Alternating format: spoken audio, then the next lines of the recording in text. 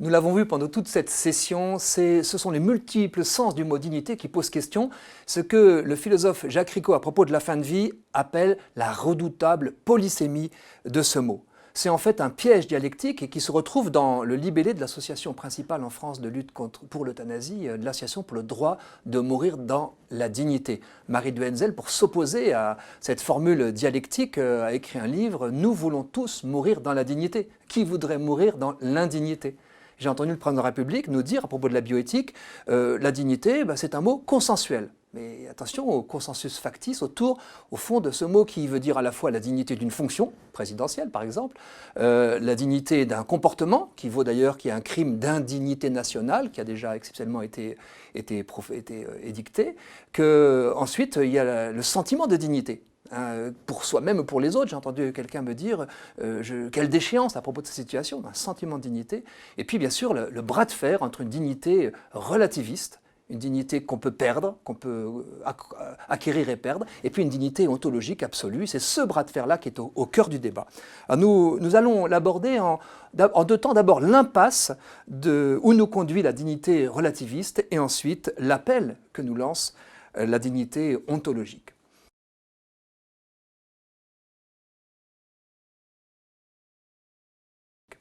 L'impasse, elle est à la fois individualiste et, ultimement, nous allons le voir, au fond totalitaire. Au départ, le fondateur de l'ADMD, Henri Caillavet, a exprimé que cette dignité, chacun était maître de sa dignité. On pouvait mettre le curseur là où on voulait. Et dans un texte en marge d'une décision du comité d'éthique auquel il participait, il avait exprimé qu'une personne qu'un accident de la circulation rendrait aveugle, eh bien, pourrait estimer qu'elle a perdu sa dignité et demander l'euthanasie en raison de sa cécité. Bon, chacun est maître de sa dignité. Mais où va la limite, hein ? Donc on peut partir de cas personnels, et souvent d'ailleurs c'est des cas limites, ultimes, qui font trembler. Je pense notamment en France, par exemple, à la situation de Anne Baer, qui en 2017, atteinte d'une maladie de Charcot, qui est très très gravement invalidante, notamment en fin de vie, a obtenu d'aller se faire euthanasier en Suisse, en Belgique, a défrayé la chronique en France. Et c'était apparemment sa liberté de refuser cette fin de vie. Mais voilà que les associations de patients et de maladie de Charcot ont protesté en disant de quel droit les médias encensent-ils le courage d'une personne qui va obtenir cette euthanasie, alors que nous, on n'encense pas notre courage d'aller jusqu'au bout de cette maladie, accompagné par nos soignants et nos proches. Vous voyez, entre l'individuel et le collectif, il n'y a souvent qu'un pas. Et la revendication peut, à partir des cas limites, s'étendre.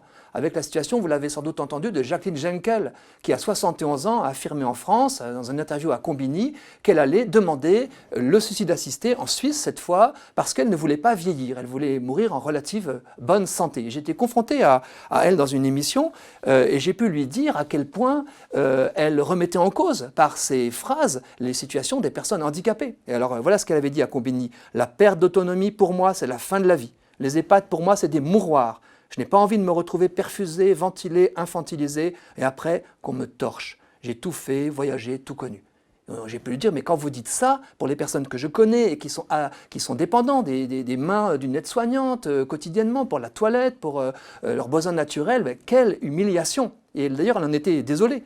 Et elle a ajouté d'ailleurs, pour montrer que ce n'est pas seulement individualiste au fond, mes enfants préfèrent avoir une maman libre, contente, qui décide de partir à son heure, plutôt qu'une maman malade, dépendante, dont ils doivent s'occuper.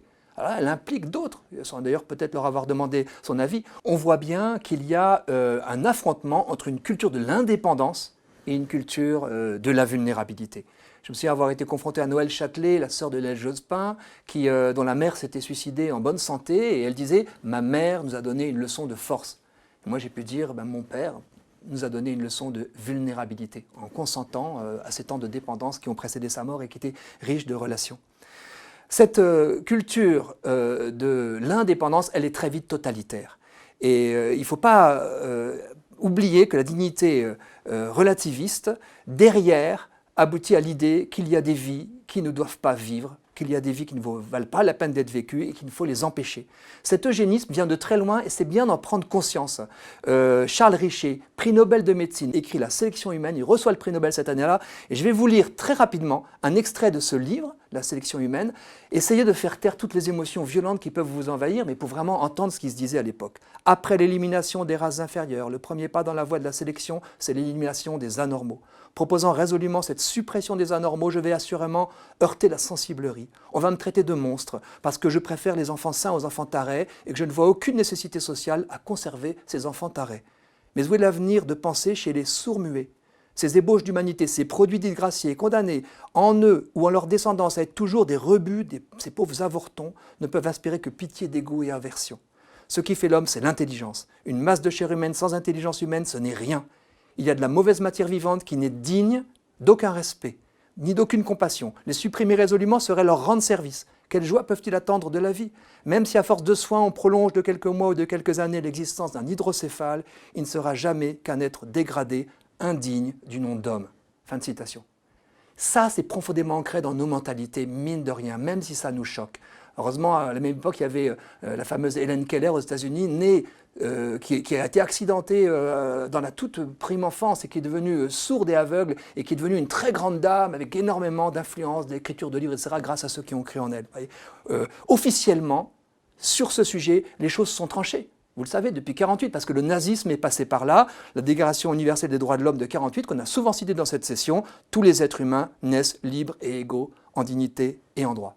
Et même au sein de l'ADMD, des leaders ont pu exprimer à quel point ce n'était pas une question à leurs yeux finalement de dignité. Je cite par exemple André Comte-Sponville. Ce n'est pas une question de dignité. Le cycle ADMD a toute ma sympathie, mais on se trompe sur ce point. Si tous les hommes sont égaux en droit et en dignité, cette dernière ne saurait varier selon les circonstances, fussent-elles atroces. En quoi un polyhandicapé ou un grabataire sont-ils moins dignes de respect qu'un valide? En rien, bien sûr. En quoi leur dignité les protège-t-elle de l'horreur? En rien non plus. Ce n'est pas une question de dignité, mais de liberté. Alors est-ce vraiment une question de liberté? Il y a là un piège qu'il faut déjouer. Et François de Closet a écrit pour promouvoir l'euthanasie l'ultime liberté. Et dans un débat que j'ai eu avec lui, il m'a dit à la fin, dans notre conversation, moi je veux mourir debout, vous comprenez? Je veux mourir en bonne santé. Mais là, il faut déjouer le piège. D'abord, qui nous dit que cette demande au nom de la liberté ne s'exerce pas sous la pression d'une douleur physique, sous la pression d'une angoisse, d'une souffrance psychique, sous la pression d'un environnement, peut-être d'une culture? On le voit bien dans les pays qui ont déjà légalisé l'euthanasie, du droit de demander la mort au devoir de la demander, il n'y a qu'un pas, qu'un glissement que ces dérives attestent. Ensuite, cela suppose que l'on sache ce que l'on choisit. Quand je choisis la mort, qu'est-ce que je choisis? Parce que personne n'en revient, donc je ne sais pas forcément ce que je choisis. Et les philosophes diront, quel est le sens de cette liberté qui programme d'annihiler toute liberté, de se priver de la chance de vivre dans les derniers moments des choses qui parfois sont beaucoup plus merveilleuses que tout ce qu'on pouvait craindre. Et enfin, quelle est cette liberté étrange qui force d'autres personnes, qui exige que d'autres personnes passent à l'acte pour me donner la mort? Et on le voit d'ailleurs au Canada, il y a des centres de soins palliatifs qui ont commencé à fermer parce qu'on les oblige à faire des euthanasies. Donc on voit bien que ça devient assez vite totalitaire. Derrière la libye de la liberté, je crois que se cache encore ce débat sur la dignité.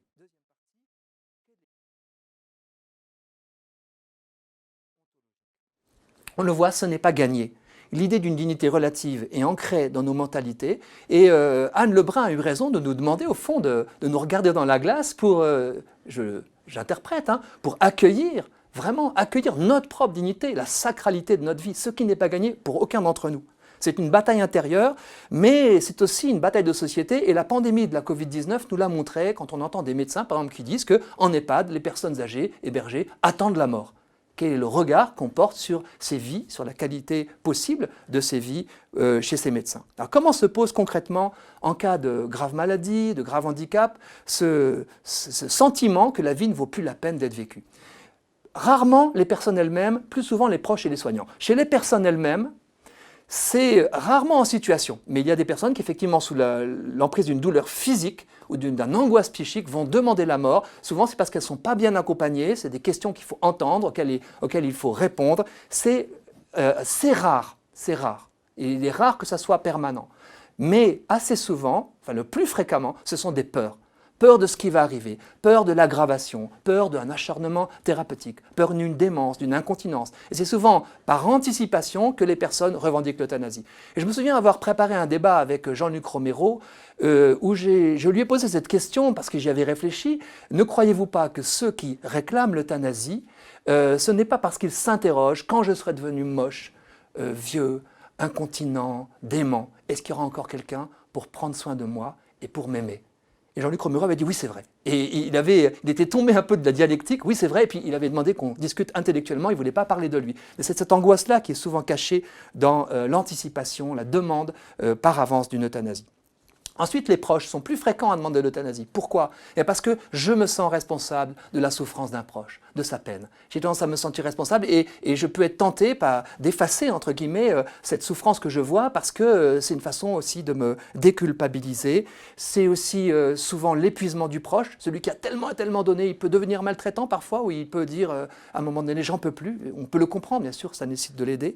C'est souvent des fuites devant certaines situations qui nous font peur, qui sont jugées par nous, insupportable, avec le risque de la pitié, du dégoût, de la peur. Ça peut être aussi, je l'ai vu une fois, un pacte, où des époux font un pacte en disant, voilà, si je deviens dépendant, il faut que tu m'euthanasies. Voilà. Et puis leur fils est devenu très dépendant à la suite d'un accident. Okay. Et le monsieur m'a dit, j'arrive pas à l'euthanasier. Vous voyez, il avait fait un pacte de fatalité avec sa femme, mais il n'arrivait pas à l'appliquer dans le cadre familial. Et c'est un pacte, il fallait qu'il puisse en sortir, ne pas se sentir coincé par ce qu'il avait cru devoir promettre à sa femme et de l'appliquer à son fils. Les soignants, enfin, sont ceux aussi qui peuvent demander l'euthanasie. Ça peut être la rançon de l'acharnement thérapeutique. Xavier Mirabel, notre ancien président, disait que c'est les deux faces d'une même médaille. Acharnement thérapeutique, on change toutes les pièces comme pour une voiture, et puis à un moment donné, ça ne marche plus, on la met à la casse. Donc il y a le risque d'une toute-puissance médicale. Il y a aussi souvent le risque d'un épuisement des soignants, qui n'en peuvent plus et qui peuvent transgresser leur éthique dans des moments où ils sont seuls, pas assez formés, pas assez soutenus. La question est donc comment protéger cette dignité dans une culture, dans une société où nous avons tendance parfois à mépriser la faiblesse. Je crois que ce n'est pas étonnant qu'une société extrêmement sélective à l'entrée devienne suicidaire à la sortie, ou s'interroge sur le sens de la vie devenu dépendant, malade, etc. Ce n'est pas tellement étonnant non plus que ce soit des célébrités qui souvent donnent leur voix à la DMD. Quand on voit comment ces stars ont été éclairées dans leur gloire, ce n'est pas tellement étonnant que ce soit difficile pour elles de vivre des moments plus difficiles de fin de vie. Je crois que pour défendre cette dignité ontologique, il faut faire deux expériences, qui sont des expériences universelles, qu'on a tous faites un jour ou l'autre, peut-être on va le regarder en face. C'est d'abord d'être émerveillé par une personne humaine qui n'était rien à nos yeux, par sa dépendance, par son handicap, par peut-être son étrangeté, voilà. Moi, je l'ai fait avec des personnes porteuses de handicap, certains l'ont fait avec des personnes en fin de vie, d'autres avec des migrants, etc. Mais être émerveillé de l'humanité intacte, de ce qui n'est rien aux yeux des hommes. Expérience d'émerveillement. Et puis une expérience qui la complète et qui semble antinomique, l'expérience de la déréliction, où à un moment donné, face à ces mêmes personnes, je n'y crois plus, je ne le sens plus. La personne n'en finit pas de ne pas mourir. Ou alors elle a une attitude qui fait que je me dis, mais quel est le sens de sa vie? Et là, je fais non plus l'expérience de l'émerveillement, mais le pari de la dignité. Je reste, je demeure au-delà de mes sens, dans la conviction que cette dignité est intacte, même si je ne la vois pas. La dignité, alors, devient comme un rempart, une expérience, un rempart. C'est une source d'interdit. La dignité humaine, la sacralité de la vie humaine est une source d'interdit, l'interdit de tuer, l'interdit de violer, l'interdit de rendre esclave. C'est un peu « retenez-moi ou je fais un malheur ». Je ne le ferai pas en raison de la dignité humaine. Et je me souviens du psychiatre Jean-Louis Terra, professeur de psychiatrie, qui avait co-signé avec Philippe Pozzo di Borgo et moi-même une tribune contre l'euthanasie en disant « Attention, dans la crise suicidaire, les personnes suicidaires ont besoin de ne pas entendre qu'on valide comme une belle sortie, comme un acte de courage, le passage à l'acte. Sinon, elles ne sont pas arrêtées par l'interdit social sur le passage à l'acte suicidaire, dont on sait qu'il provoque des drames pour la personne, mais aussi pour tout son environnement. » Un rempart et aussi l'interdit de tuer grâce à la dignité comme une libération. Une libération parce que ça autorise la plainte. Je peux dire que j'ai envie de mourir si je sais qu'on ne passera pas à l'acte. Je peux dire que j'ai envie que mon père ou ma mère ou quelqu'un finisse sa vie, que c'est interminable, si je sais qu'on ne passera pas à l'acte. Je peux me plaindre et librement. Et je peux aussi exercer ma créativité. Les soins palliatifs, par exemple, qui sont créatifs et qui sont beaucoup plus compliqués à mettre en place qu'une euthanasie qui serait expéditive. Donc la libération aussi par cette dignité à laquelle je crois. La conscience de la dignité humaine, finalement, résonne comme un appel universel à l'engagement un engagement humanitaire pour la justice, avec des gestes, avec des mots, avec des regards. Il y a des regards qui tuent, il y a des regards qui font vivre. Faire une toilette avec un regard qui fait vivre n'est pas la même chose que faire une toilette comme si on faisait la toilette à une chose. Voyez. Et donc ça change radicalement aussi le regard que la personne va porter sur elle-même. Filippo Zodi Borgo a pu dire approchez-vous de moi, moi l'intouchable, lui qui est tétraplégique, qui a besoin de l'aide d'autrui pour tous ses besoins quotidiens. Hein. Touchez-moi, vous vous réconcilierez avec votre part de vulnérabilité. Voilà l'enjeu, donc parce que cette dignité, elle continue à batailler en nous et dans la société entre ces deux acceptions. En conclusion, je dirais deux remarques. La première remarque, le débat se corse. Non seulement nous devons défendre le caractère ontologique de la dignité, mais nous devons défendre son exclusivité par rapport à l'émergence d'une dignité animale dans la pensée. Voilà. Le pape François, si vous vous intéressez à ses écrits, cite à 25 reprises la dignité dans Laudato Si, 25 fois, c'est pour l'homme. Alors qu'en Suisse, vous avez une loi sur la protection des animaux qui définit la dignité de l'animal comme la valeur propre de l'animal qui doit être respectée par les personnes qui s'en occupent. Si on commence à parler de dignité animale, alors vous avez la pancarte d'une manifestation de l'ADMD, je suis jaloux, j'envie mon chien. J'envie mon chien. Parce que le chien, lui, il a droit à l'euthanasie et pas la personne humaine. C'est une question de dignité. Attention, par conséquent, à ne pas dissoudre la dignité en perdant l'exclusivité humaine. Et puis, deuxième remarque, la dignité, ça rime avec humilité. Et j'ai été très touché par la phrase d'une soignante qui disait « Je n'ai jamais vu aucun patient qui ne soit digne d'être soigné, digne d'être aimé. » Donc c'est vraiment face à la dignité humaine, je suis comme dans une contemplation. Proclamer la dignité, bien sûr, ne suffit pas. Eh bien, il faut des actes, et comme le dit cette soignante, il faut des actes d'amour. Alors on va le voir en entendant ce que des soignants disent, peut-être confirment, illustrent, incarnent des propos que j'ai pu tenir et qui montrent qu'il y a un énorme travail qui est fait pour effectivement confirmer aux personnes leur dignité.